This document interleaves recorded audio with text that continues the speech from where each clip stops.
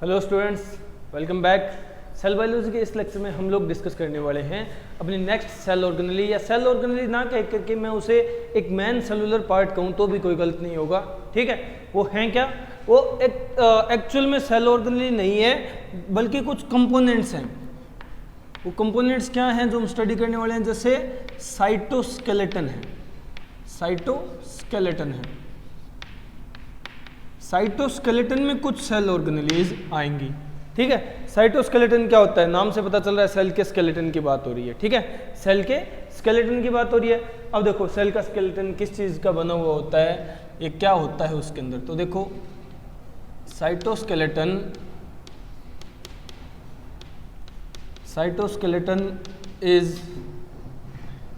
is a extensive network of protein fibers,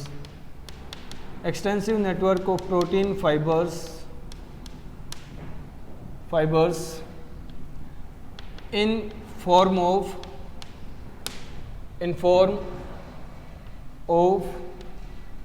microtubules and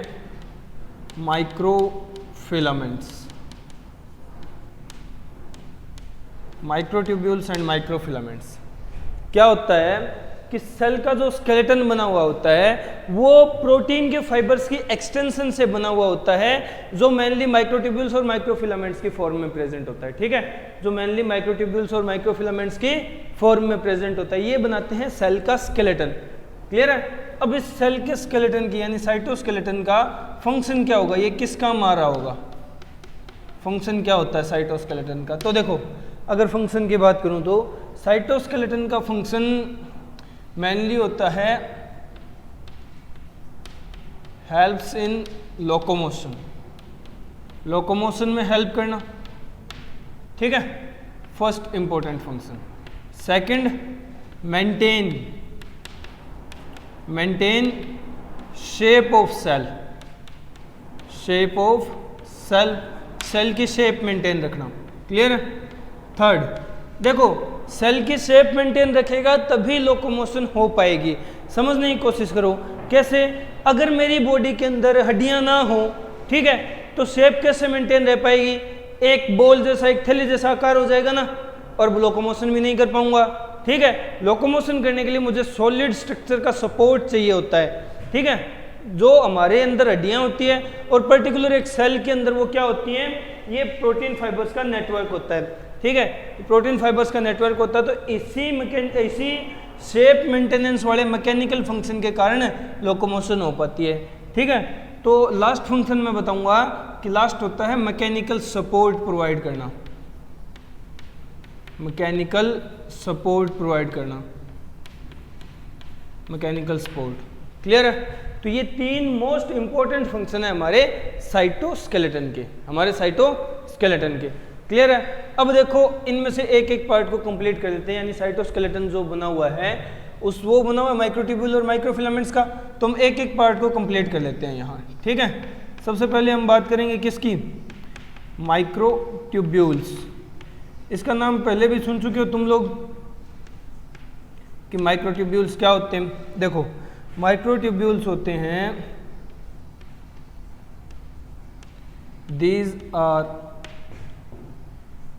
tube like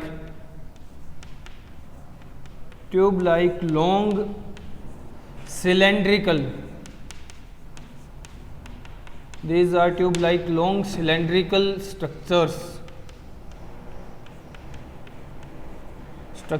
made up of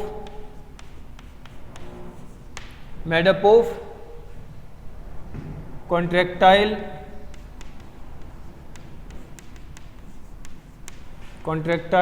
tubulin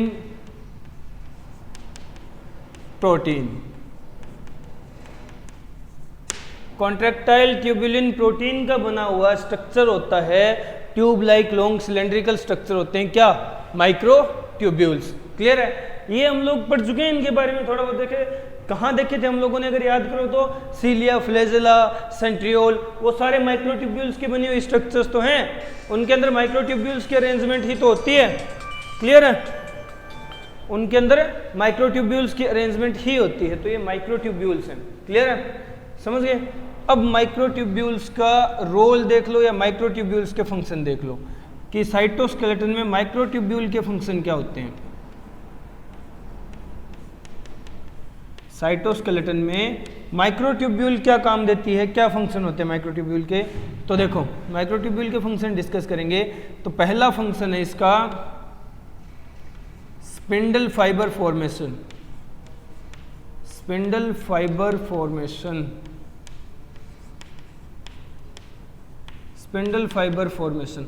spindle fibre formation में क्या होता है? Spindle fibre formation में spindle fibres को spindle की form में arrange करते हैं ये माइक्रोट्यूब्यूल्स जो सेंट्रियोल में प्रेजेंट होते हैं, यही स्पिंडल फाइबर बनाते हैं और क्रोमोसोम से अटैच कर देते हैं ताकि क्रोमोसोम की कॉपीज सेपरेट हो उसके ड्यूरिंग सेल डिवीजन। क्लियर है? तो ये इस तरह से डायरेक्टली पार्टिसिपेट करते हैं किसके अंदर? सेल डिवीजन में। ठीक है? तो मैं लिखूंगा so directly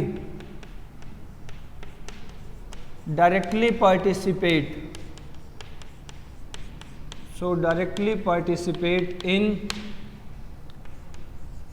cell division. Cell division में डायरेक्टली पार्टिसिपेट करते हैं। ठीक है?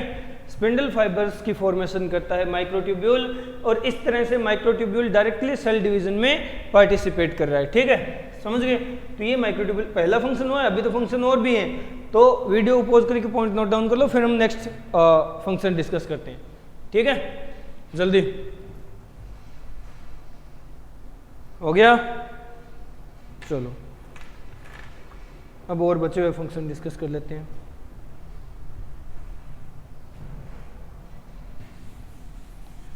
तो ये साइटोस्केलेटन का पहला पार्ट माइक्रोट्यूब्यूल्स है और माइक्रोट्यूब्यूल्स की ही स्टडी कर रहे हैं हम लोग, माइक्रोट्यूब्यूल्स के फंक्शन देख रहे हैं जनरली।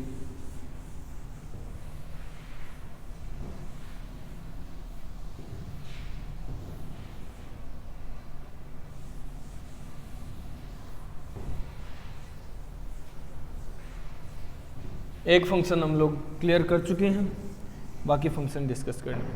तो देखो हम बात करें एक साइटोस्केलेटन में माइक्रोट्यूब्यूल्स।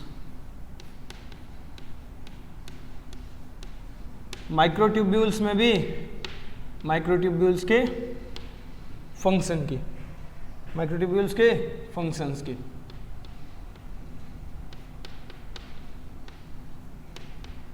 अब देखो किस तरह से फंक्शन डिस्कस करेंगे हम लोग।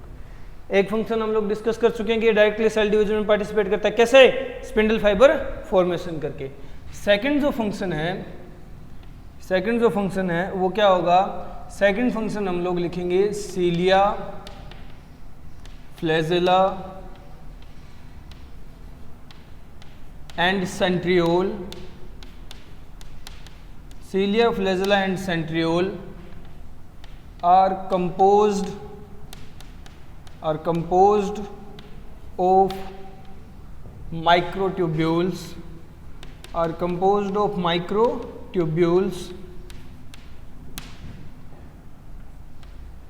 so indirectly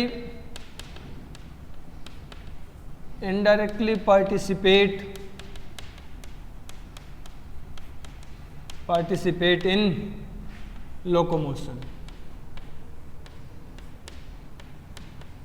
तो इनडायरेक्टली लोकोमोशन में भी हेल्पफुल है ये। ठीक है? इनडायरेक्टली लोकोमोशन में भी पार्टिसिपेट करते हैं क्योंकि जो सीलिया, फ्लैजेला है ये मेनली लोकोमोटरी स्ट्रक्चर्स हैं और ये लोकोमोटरी स्ट्रक्चर्स माइक्रोट्यूब्यूल्स की बनी हुई होती है, इनके अंदर माइक्रोट्यूब्यूल्स होती है। ठीक है? और सेंट्रियोल जो है जो सेल डिवीजन के टाइम काम आता है, पोल डिसाइड करता है।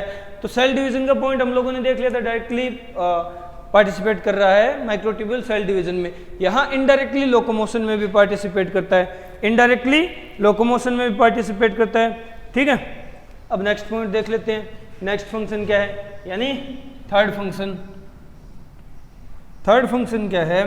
तो देखो थर्ड है transport transport of soluble material, soluble material, soluble material के ट्रांसपोर्ट में भी हेल्प करता है। कैसे? देखो सल्वोल मटेरियल क्या होंगे, जैसे सेलुलोज, सेलुलोज, हेमीसेलुलोज, दिख रहा, cellulose, hemicellulose and next pectin, pectin like soluble material, soluble material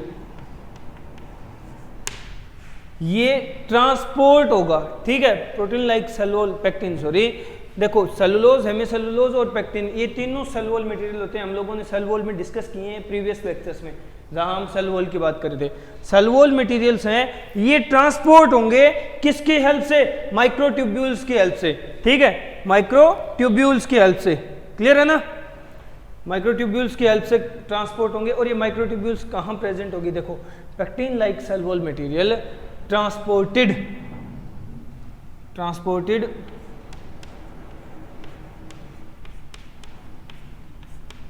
अब ये आए कहां से हैं तो तुम्हें सेलुलोल का पॉइंट याद करना पड़ेगा। ट्रांसपोर्टेड फ्रॉम, फ्रॉम मतलब ये आए कहां से हैं? ये ट्रांसपोर्टेड हुए हैं गोल्जी बॉडी से, transported from Golgi body. Golgi body को अगर मैं मोर करेक्ट कहूं ना, यहाँ सेलुलोल है तो सेलुलोल यानी plant Golgi body, plant Golgi body को कहा था dictyosome. Transport from dictyosome, points को रिलेट करना सीखो। Transport from dictyosome to synthesising cellulose, synthesising cellulose, cellulose through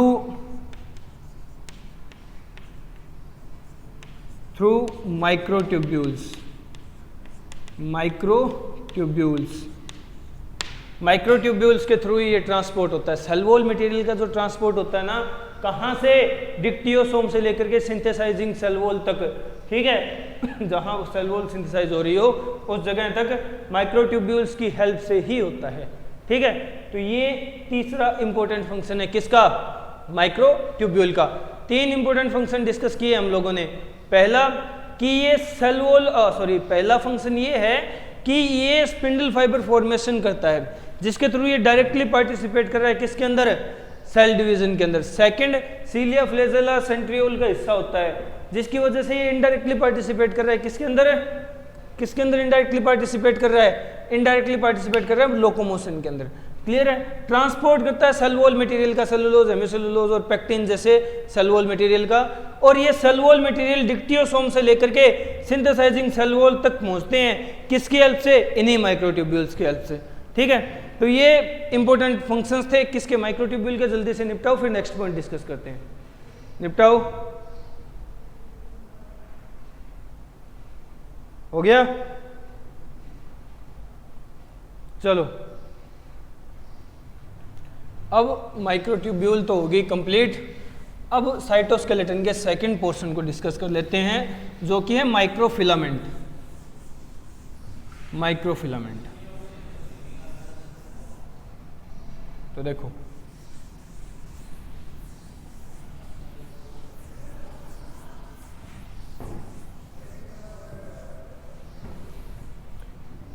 अब सेकंड कंपोनेंट की बात करते हैं। सेकंड कंपोनेंट क्या है? माइक्रोफिलामेंट है। तो देखो साइटोस्केलेटन का second component microfilament,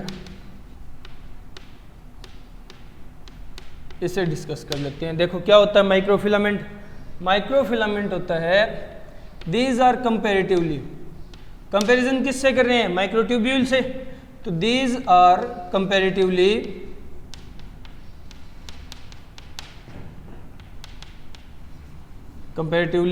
thin, solid,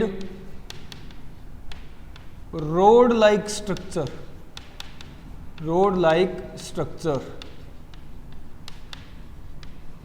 rod like structure composed of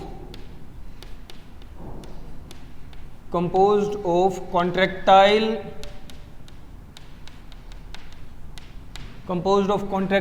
actin protein। Actin protein के बने हुए thin solid road like structure होते हैं कंपैरेटिवली। ठीक है, thin solid road like structure होते हैं जो एक्टिन प्रोटीन के बने हुए होते हैं, कॉन्ट्रैक्टाइल एक्टिन प्रोटीन। जबकि माइक्रोट्यूब्यूल किसके बने हुए थे? माइक्रोट्यूब्यूल कॉन्ट्रैक्टाइल ट्यूब्यूलिन प्रोटीन के बने हुए थे, ये कॉन्ट्रैक्टाइल एक्टिन प्रोटीन के बने हुए होते हैं। ठीक है, और थिन होते हैं माइक्रोट्यूब्यूल के कंपैरिजन में, सॉलिड होते हैं वो थे होलो, और ये होते हैं रोड लाइक, वो सिलेंड्रिकल थे। क्लियर है? अब बात कर लेते हैं इनके फंक्शन की। ठीक है, कि माइक्रोफिलामेंट के फंक्शन क्या होते हैं। फंक्शंस इसका पहला ही फंक्शन मोस्ट इंपॉर्टेंट है जो कि साइक्लोसिस है। साइक्लोसिस क्या होता है? साइक्लोसिस तुम लोगों ने पहले भी पढ़ा है और हमने भी इस चैप्टर के स्टार्टिंग में डिस्कस किया था। साइटोप्लाज्मिक मूवमेंट को साइक्लोसिस कहते हैं। तो देखो, साइटोप्लाज्मिक मूवमेंट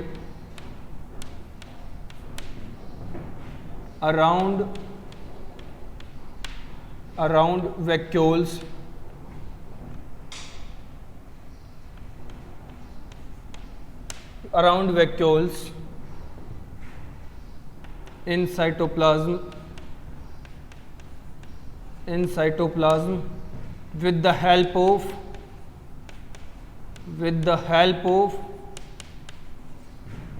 microfilaments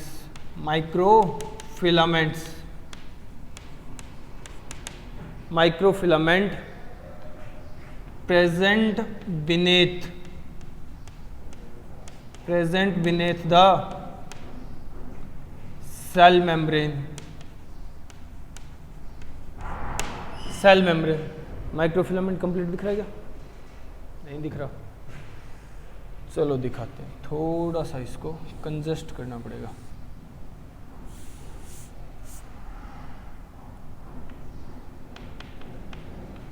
माइक्रोफिलामेंट अब दिख रहा है ना? चलो देखो, साइक्लोसिस इसका पहला फंक्शन है। साइक्लोसिस क्या होता है? साइटोप्लाज्म की मूवमेंट होती है। ठीक है, साइटोप्लाज्म की मूवमेंट होती है around the vacuoles in cytoplasm with the help of microfilaments. वो माइक्रोफिलामेंट्स जिनकी हेल्प से ये मूवमेंट होती है, कहाँ प्रेजेंट होते हैं? बीनेथ द सेल मेम्ब्रेन के नीचे प्रेजेंट होते हैं जो। ठीक है, सेल मेम्ब्रेन के नीचे प्रेजेंट होते हैं। उन माइक्रोफिलामेंट्स की हेल्प से साइक्लोसिस होती है, साइटोप्लाज्मिक मूवमेंट होती है, जिसे हम साइक्लोसिस बोलते हैं। क्लियर है? ये इसका पहला मोस्ट इंपॉर्टेंट फंक्शन था। ठीक है, अब सेकंड फंक्शन है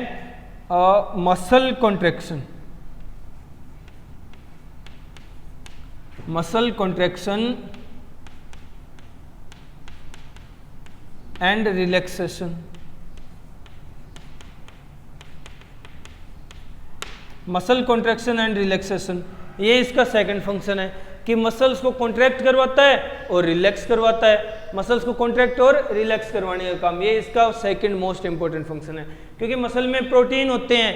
ठीक है, कॉन्ट्रैक्टाइल प्रोटीन कौन कौन से होते हैं? एक्टिन और मायोसिन, दो ही होते हैं। ठीक है, तो एक्टिन प्रोटीन की बनी हुई माइक्रोफिलामेंट्स होते हैं। तो ये मसल कॉन्ट्रैक्शन और रिलैक्सेशन में मेजर रोल प्ले करने वाले माइक्रोफिलामेंट है। क्लियर है?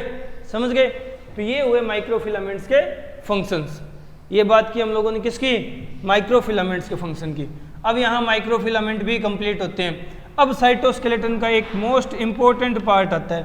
ठीक है, मोस्ट इंपॉर्टेंट पार्ट बोल दो या मोस्ट इंपॉर्टेंट कंपोनेंट बोल दो। ये क्या है? तो देखो, endoplasmic reticulum is the only living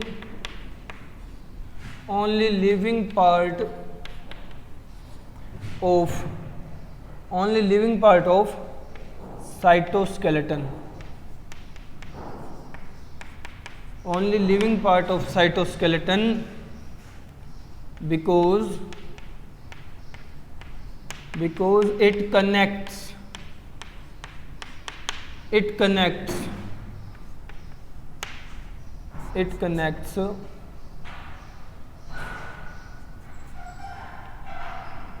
nuclear membrane, या फिर इट कनेक्टेड लिख लो, it connected to nuclear membrane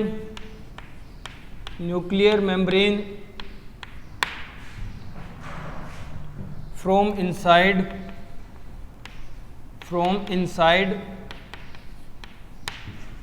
and to cell membrane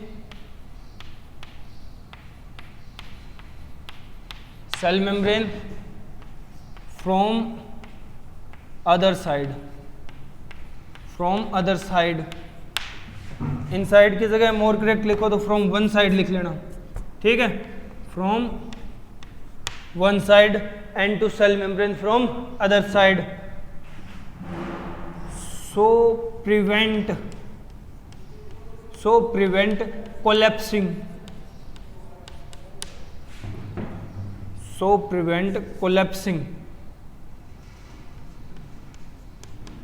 collapsing of cell. अब देखो, अब तक जो कंपोनेंट हम लोगों ने डिस्कस किए हैं ना, अब तक जो भी कंपोनेंट हम लोगों ने डिस्कस किए हैं किसके, साइटोस्केलेटन के, जिनमें माइक्रोट्यूब्यूल और माइक्रोफिलामेंट आते हैं, वो सारे या दोनों के दोनों कंपोनेंट डेड थे, ठीक है, लिविंग पार्ट नहीं है, ना तो माइक्रोट्यूब्यूल लिविंग पार्ट है ना माइक्रोफिलामेंट लिविंग पार्ट है, ठीक है, सिर्फ और सिर्फ इंडोप्लाज्मिक रेटिकुलम ER ही एक ऐसा लिविंग पार्ट है, ER ही एक ऐसा पार्ट है जिसको हम लिविंग कह सकते हैं। और इसको साइटोस्केलेटन का हिस्सा कहने के पीछे रीजन क्या है, इसको साइटोस्केलेटन का हिस्सा कहने के पीछे रीजन है कि ये अंदर की तरफ तो न्यूक्लियर मेम्ब्रेन से अटैच होगा एक साइड से, और इसकी एंडिंग वाला पोर्शन सेल मेम्ब्रेन के अंदर की तरफ कनेक्टेड रहेगा, ठीक है, तो ये सेल को कोलैप्स नहीं होने देता। जैसे बाइक में स्प्रिंग के सस्पेंशन काम करते हैं ना, वैसे ये काम करता है सेल के अंदर, ठीक है। देखो क्या होता है, ये सेल है, ये सेल है, सेल थोड़ा ऊक चूक है, ये सेल है, ठीक है, ये सेल का न्यूक्लियस है, ये सेल का न्यूक्लियस है, और ये न्यूक्लियोलिमा है यानी न्यूक्लियर मेम्ब्रेन है। ये क्या है, ये न्यूक्लियोलिमा यानी न्यूक्लियर मेम्ब्रेन है। और न्यूक्लियर मेम्ब्रेन किससे कनेक्टेड है, सेल मेम्ब्रेन से, किसके थ्रू, इंडोप्लाज्मिक रेटिकुलम के नेटवर्क के थ्रू, इस तरह से। तो ये कोलैप्स नहीं होने देता सेल को, स्प्रिंग की तरह काम करता है, ठीक है। नेटवर्क हैं किसके, सिस्टर्ने और वेसाइकल्स के, ट्यूब्यूल्स के नेटवर्क हैं, और ये कनेक्टेड हैं सेल मेम्ब्रेन से, और ये कनेक्टेड हैं सेल मेम्ब्रेन से, ठीक है। तो ये क्या हुए, ये है इंडोप्लाज्मिक रेटिकुलम ER है,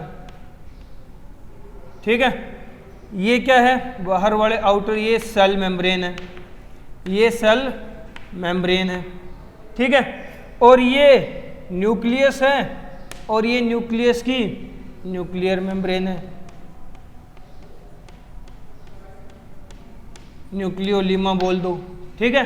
तो ये एंडोप्लाज्मिक रेटिकुलम इस तरह से कोलैप्स नहीं होने देता, सस्पेंशन का काम करता है, तो मेंटेन रखता है सेल की शेप और प्रोवाइड करता है क्या, मैकेनिकल सपोर्ट, ठीक है।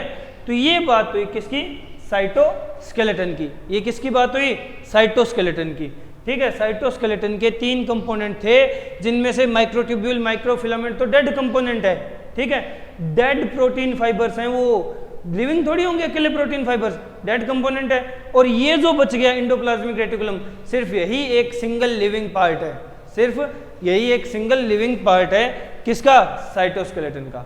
क्लियर है, तो जल्दी से इसे निपटाओ, फिर हम नेक्स्ट पॉइंट डिस्कस करते हैं।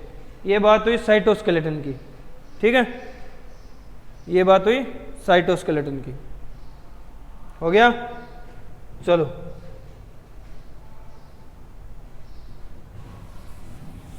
अब नेक्स्ट पॉइंट डिस्कस करते हैं। एक कंपोनेंट और खत्म हो गया सेल का, ठीक है।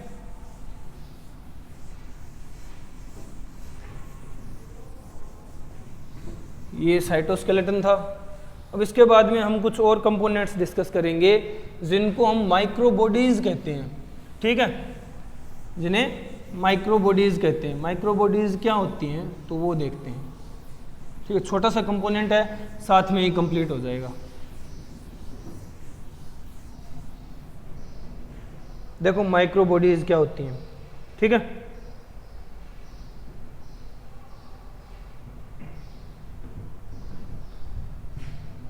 हम बात कर रहे हैं माइक्रोबॉडीज की।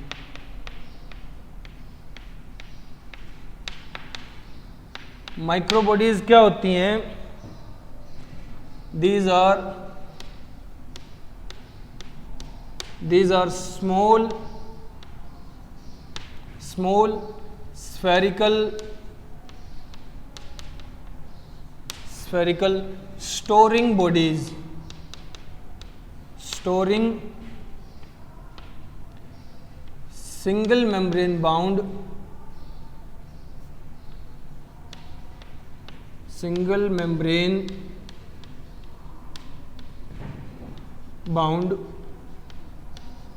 स्ट्रक्चर्स। ये क्या होते हैं? छोटे होते हैं, ठीक है, स्फेरिकल होते हैं, शेप में स्फेरिकल होते हैं, किसी चीज़ को स्टोर करने के काम आते हैं, स्टोरिंग बॉडी होती है, और सिंगल मेम्ब्रेन बाउंड होते हैं।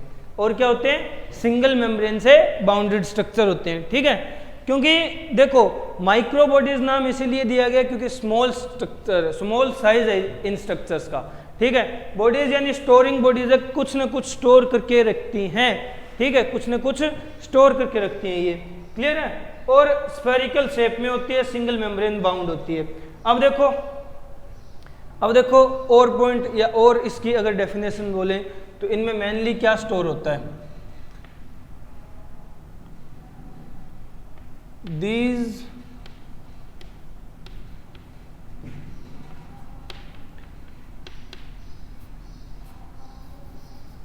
These vesicular structures mainly stores specific या specialized enzymes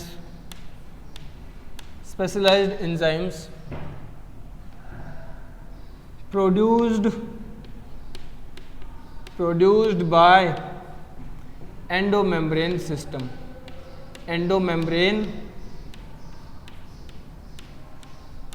system। क्या होता है? ये जो स्मॉल वस्कुलर स्ट्रक्चर्स होते हैं, ठीक है, स्टोरिंग बॉडी है, इनके अंदर स्पेशलाइज्ड एंजाइम्स भी स्टोर किए जाते हैं।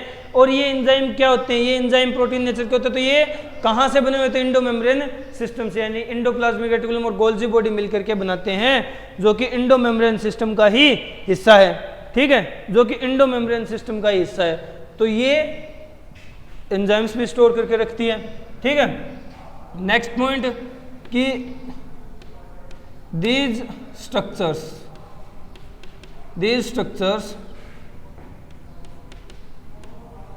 are present in plants and animal cells। Plant cells में भी होते हैं और एनिमल सेल्स में भी, दोनों तरह के सेल्स में प्रेजेंट होते हैं ये स्ट्रक्चर्स, ठीक है, दोनों तरह के सेल्स में ये स्ट्रक्चर्स प्रेजेंट होते हैं, ठीक। हम बात करें माइक्रोबॉडी स्टोरिंग बॉडीज की, ये एनिमल सेल में भी देखने को मिलेगी और प्लांट सेल में भी देखने को मिलेगी। अब जब हम इसके टाइप्स डिस्कस करेंगे ना तो हमें पता चल जाएगा पर्टिकुलर कौन सी माइक्रोबॉडी एनिमल सेल में होती है और कौन सी माइक्रोबॉडी प्लांट सेल में होती है, ठीक है, समझ गए। चलो अब बात करते हैं एग्जाम्पल्स की। एग्जाम्पल्स में अगर बात करें हम, पहला एग्जाम्पल इसका, पहला एग्जाम्पल माइक्रोबॉडी का पहला एग्जाम्पल जो कि है पेरोक्सिसोम। पेरोक्सिसोम, पेरोक्सिसोम कैसी माइक्रोबॉडी है? तो ये है रिलेटेड विद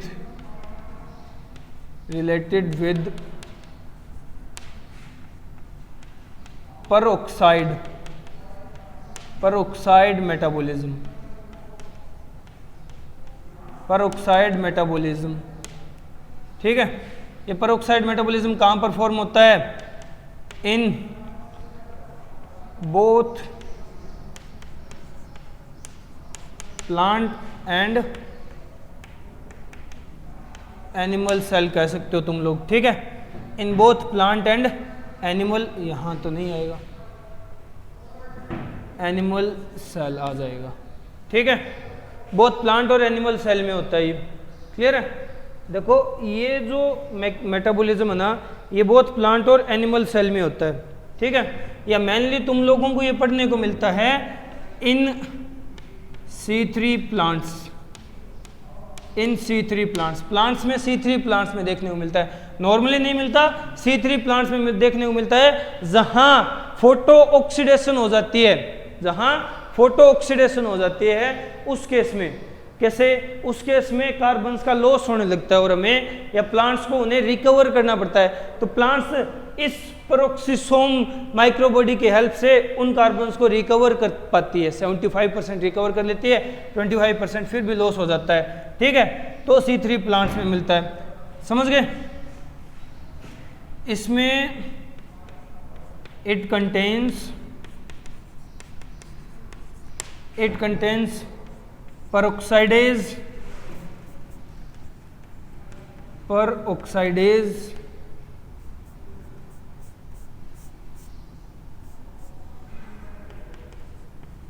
peroxidase एक एंजाइम एंड कैटालेज एंजाइम्स। पेरोक्साइडेज और कैटालेज जैसे एंजाइम्स इसके अंदर प्रेजेंट होंगे, इसमें स्टोर्ड होंगे, ये कंटेन करती है। ठीक है, हमने कहा था ना एंजाइम रखती है ये। ठीक है, जो एंडोमेम्ब्रेन सिस्टम बनाता है। तो इस तरह से तो पहली बॉडी हुई कंप्लीट, पहली माइक्रोबॉडी पेरोक्सिसोम हुई यहाँ कंप्लीट। ठीक है, तो देखो हम बात करें माइक्रोबॉडीज की, स्मॉल स्फेरिकल स्टोरिंग बॉडी है, सिंगल मेम्ब्रेन बाउंड है, ये एंजाइम स्टोर करके रखती है और ये स्ट्रक्चर प्लांट और एनिमल सेल दोनों में प्रेजेंट होते हैं। ठीक है, पहली बात कर ली पेरोक्सिसोम जो पेरोक्साइड मेटाबॉलिज्म से रिलेटेड है, प्लांट और एनिमल दोनों तरह के सेल में चलता है क्योंकि ये रेस्पिरेशन का एक हिस्सा है। ठीक है, समझ गए? देखो C3 प्लांट्स में ये कार्बन जो लॉस हो जाता है ना, उसको वापस से रिकवर करने में हेल्प करता है। और नेक्स्ट पॉइंट ये है कि ये जो है ना, इसके अंदर दो तरह के एंजाइम होते हैं, पेरोक्सिडेज और कैटालेज। क्लियर है? जल्दी से वीडियो पॉज करो और पॉइंट नोट डाउन करो, नेक्स्ट पॉइंट डिस्कस करना है जल्दी।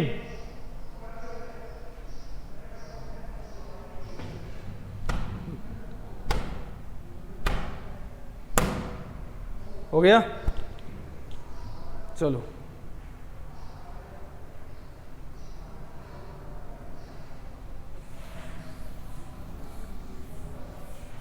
एक माइक्रोबॉडी कंप्लीट होती है यहाँ।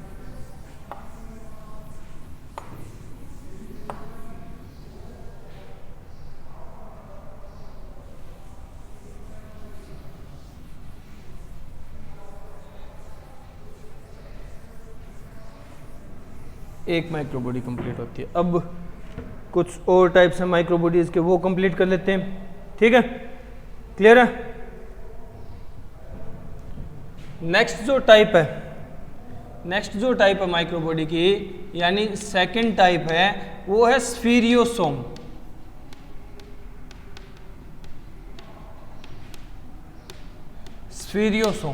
स्फीरियोसोम की एक खास बात है कि ये एनिमल सेल्स में नहीं होती, present only in plant cells. ठीक है, नेक्स्ट पॉइंट कि ये रिलेटेड होती है, related with lipid synthesis and storage. तो मेन बात कहूँ तो ये लिपिड मेटाबॉलिज्म से रिलेटेड है। क्लियर है? Next point, it sometimes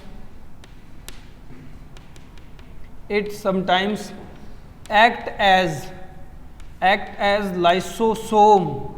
It sometimes act as lysosome in some plant cells. कुछ प्लांट सेल्स में ये कई बार लाइसोसोम की तरह भी एक्ट करने लग जाती है। ठीक है, समझ गए? अब स्ट्रक्चर बनाते हैं स्फीरियोसोम का, क्योंकि एक बार स्ट्रक्चर देखिए क्वेश्चन पूछा था। देखो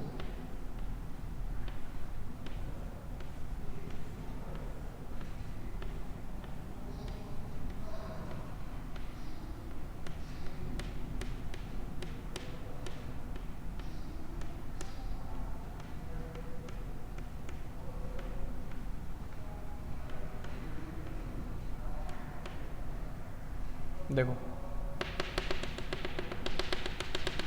ये क्या है? ये है स्फीरियोसोम। ये स्फीरियोसोम माइक्रोबॉडी है। ठीक है, अब देखो समझने की कोशिश करना। स्फीरियोसोम का जो आउटर पार्ट है ये होता है मोनोलेयर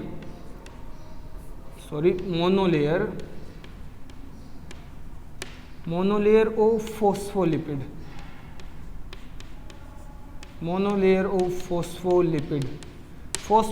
की मोनोलेयर है। क्लियर है? फोस्फोलिपिड की मोनोलेयर है, और इस फोस्फोलिपिड की मोनोलेयर के अंदर ये क्या भरा हुआ है? यही तो है लिपिड जो स्टोर करके रखा हुआ है।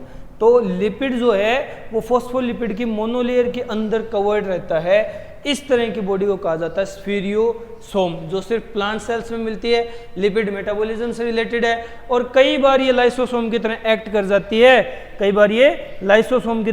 जाती है, कुछ प्लांट सेल्स में। क्लियर है? अब हम नेक्स्ट बात कर लेते हैं। ठीक है, नेक्स्ट सेल ऑर्गेनेल की बात कर लेते हैं, नेक्स्ट माइक्रोबॉडी की बात कर लेते हैं। नेक्स्ट माइक्रोबॉडी क्या है? तो हम बात कर रहे हैं थर्ड माइक्रोबॉडी की। थर्ड है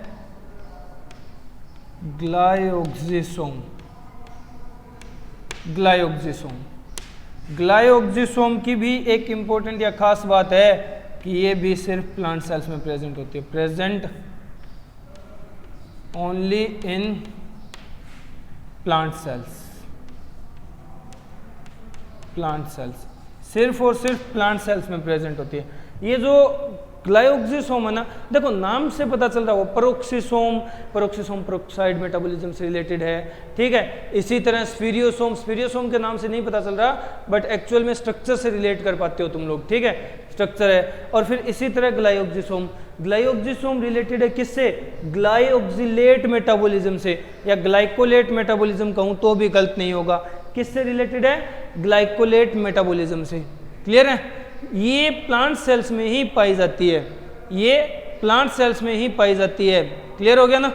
समझ गए? अब देखो, अब ग्लायोक्सिसोम की स्पेशल पॉइंट यहां डिस्कस कर लेते हैं। Related with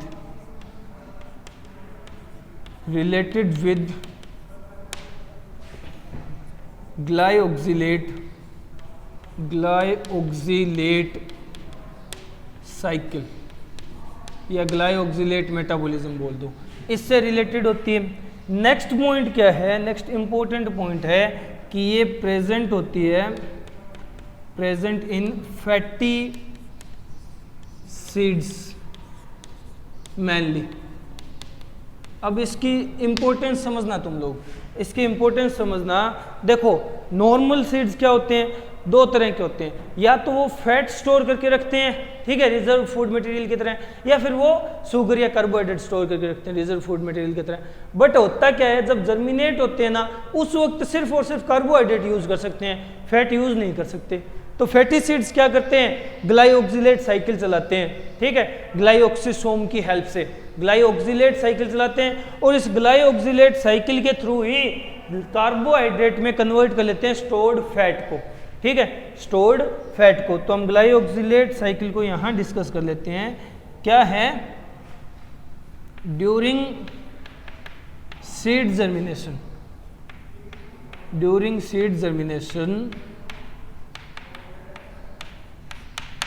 during seed germination, fatty seeds convert stored fat into carbohydrate,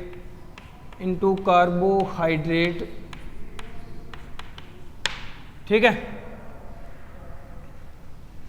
which is used in seed germination, जो सीड जर्मिनेशन में यूज होगा।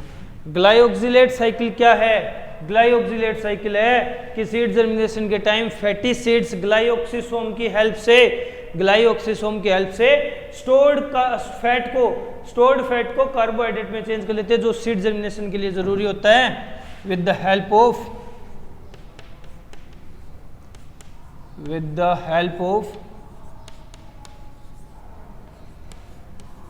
ग्लाइऑक्सिसोम की हेल्प से, ठीक है, ग्लाइऑक्सिसोम की हेल्प से। ये होता है ग्लाइऑक्सिसोम, क्लियर हो गया ना, समझ गए? तो ये अपनी दो बची हुई क्या थी?